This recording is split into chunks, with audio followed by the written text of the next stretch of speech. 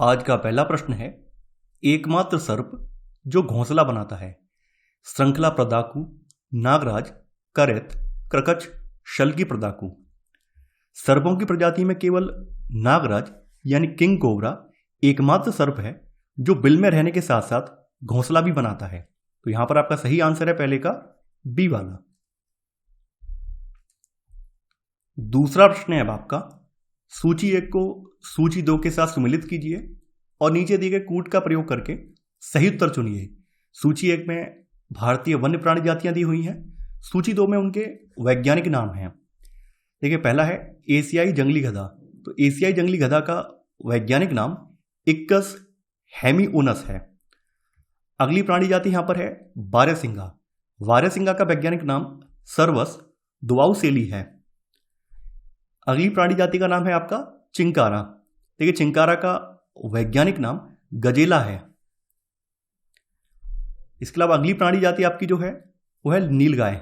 नीलगाय का वैज्ञानिक नाम जो है बोसलाफाल ट्रेगोकेमिलस है। तो यहां पर आपका सही आंसर है सेकंड का बी, यानी ए का तीसरा, बी का दूसरा, सी का चौथा और डी का पहला। तीसरा प्रश्न है आपका, निम्नलिखित में से कौन सा एक पत्नीक है? भेड़िया, वालरस, सील, हिरण। एक पत्नी का मतलब है कि ये केवल एक ही मादा से शारीरिक संबंध रखता है, वो एक पत्नी कहा जाता है। तो देखिए, भेड़िया यहां पर एकल संगी होता है और एकल संगमी वह जीव है जो एक समय में केवल एक ही साथी के साथ रहता है। तो यहां पर आपका सही आंसर है तीसरे का ए वाला। चौथा प्रश्न है आपका, निम्न कथनों पर विचार कीजिए।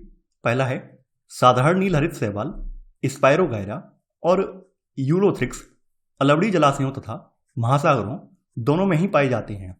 अगला है, गिरगिट एक आंख से पीछे की ओर तथा उसी समय दूसरी आंख से आगे की ओर देख सकता है।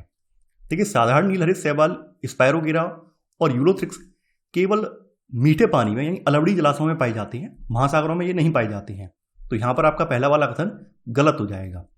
गिरगिट जो है एक रेंगने वाला जीव है और इसको दोनों आंखें यानी इसकी जो दोनों आंखें हैं ये एक समय में अलग अलग दिशाओं में देख सकती हैं। तो यहां पर आपका सेकंड वाला कथन सही है। तो आपका सही आंसर है यहां पर चौथे का बी, केवल सेकंड। पांचवा प्रश्न है आपका, निम्नलिखित युग्मों पर विचार कीजिए। एक तरफ संरक्षित क्षेत्र हैं और दूसरी तरफ जिसके लिए वे जाने जाते हैं। भितरकणिका, उड़ीसा, लवणजल मगरमच्छ, मरुस्थल राष्ट्रीय उद्यान, महान भारतीय सारंग गोंडावड़, एराविकुलम केरल, हुलक गिब्बन। देखिए, भितरकणिका जो उड़ीसा में स्थान है ये लवड़ी जल के मगरमच्छ के लिए संरक्षित है। तो यहां पर आपका पहला वाला कथन बिल्कुल सही है। सेकंड वाला मरुस्थल राष्ट्रीय उद्यान राजस्थान में जो पड़ता है ये महान भारतीय सारंग जिसको गोंडावड़ कहा जाता है। देखिए, गोंडावड़ जो है राजस्थान का राजकीय पक्षी भी है। तो यहां पर आपका सेकंड वाला ये भी सही है। एराविकुलम जो है केरल में है, ये हुलक गिब्बन के लिए नहीं है। तो यहां पर आपका तीसरा वाला गलत हो जाएगा। यहां पर आपका केवल एक और दो कथन सही है। तो आपका सही आंसर है पांचवें का बी, केवल एक और दो। छठवां प्रश्न है आपका, सूची 1 को सूची 2 के साथ सुमिलित कीजिए और सूचियों के नीचे दिए गए कूट का प्रयोग करके सही उत्तर को चुनिए। सूची 1 में कुछ सिद्धांत दिए हुए हैं या परिकल्पनाएं दी हुई हैं और सूची 2 में उनसे संबंधित उनके वैज्ञानिक हैं। उत्परिवर्तन का सिद्धांत, ठीक है, उत्परिवर्तन का सिद्धांत जो है ह्यूगो डी व्रीज ने दिया था, डी व्रीज ने दिया था। अगला है आपका यहां पर विकास का सिद्धांत। ठीक है, विकास का सिद्धांत चार्ल्स डार्विन ने दिया था। अगला है यहां पर आपका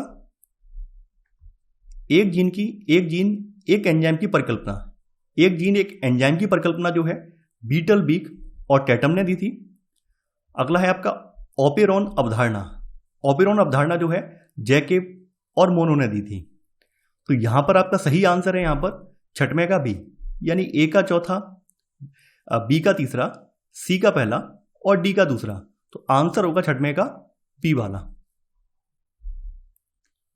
सातवां प्रश्न है आपका, मॉरिशस में एक वृक्ष प्रजाति प्रजनन में असफल रही क्योंकि इनके फल खाने वाला पक्षी विलुप्त हो गया।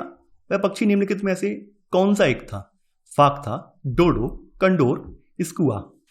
देखिए, डोडो नामक चिड़िया के विलुप्त होने से मॉरिशस में एक वृक्ष प्रजाति प्रजनन में असफल रही। डोडो का शरीर बहुत भारी था और पंख भी इसके बहुत बड़े थे, जिसके कारण यह पक्षी खतरे के समय अपने आप को मानव द्वारा शिकार किए जाने से नहीं बचा सका और यह पक्षी जो है उस प्रजाति के वृक्ष में परागण करता था और उसके बीजों का प्रसार करता था। तो यहां पर आपका सही आंसर है 7वें का डी वाला, यानी डोडो। 8वां प्रश्न है आपका, निम्नलिखित कथनों पर विचार कीजिए। आपसे पूछा गया है कौन सा कथन सही है। फीताकृमि उभयलिंगी है, गोलकृमि के अलग अलग लिंग होते हैं, फाइलेरिया सूत्रकृमि से होता है, गिनीकृमि एनेलिड होता है। ठीक है, फीताकृमि उभयलिंगी है, गोलकृमि के अलग अलग लिंग होते हैं, यहां पर सेकंड वाला भी सही है। फाइलेरिया जो है ये सूत्रकृमि से होता है और देखिए गिनीकृमि एक बहुत पतले और लंबे सूत्रकृमि होता है, ना कि ये एनेलिड। यानी गिनीकृमि जो है एक बहुत पतला और लंबा सूत्रकृमि होता है, ये एनेलिड नहीं होता है। तो यहां पर आपका चौथा वाला कथन जो है ये गलत हो जाएगा। यहां पर आपका केवल 1, 2 और 3 सही है, तो आपका सही आंसर है यहां पर 8वें का बी, यानी 1, 2 और 3। 9वां प्रश्न है आपका, जैव विकास के संदर्भ में सांपों के अंगों का लोप होने को स्पष्ट किया जाता है। अंगों का उपयोग तथा अनुपयोग किए जाने से, बिलों में रहने के प्रति अनुकूलन से, प्राकृतिक चयन से, उपार्जित लक्षणों की वंशानुगत से।